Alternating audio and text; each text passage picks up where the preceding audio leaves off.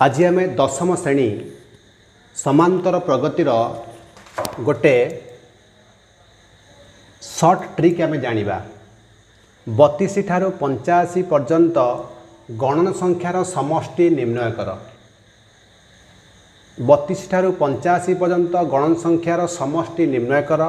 देख प्रथमे आम स्टेप 1 रे कौन जानिबा ना 32 ठारू 85 पर्यंत समुदाय गणन संख्या केते अच्छी आमे ताकू प्रथमे चिन्हट करिबा। देख 32 ठारू 85 पर्यंत समुदाय गणन संख्या जानिबा को हेले तार सर्ट ट्रिक पिला माने कौन ना शेष संख्या माइनस प्रथम संख्या को वियोग करी एक जोग करिबा। देख एठारे शेष संख्या केते अच्छी 85 एवं प्रथम संख्याटी केते अच्छी 32।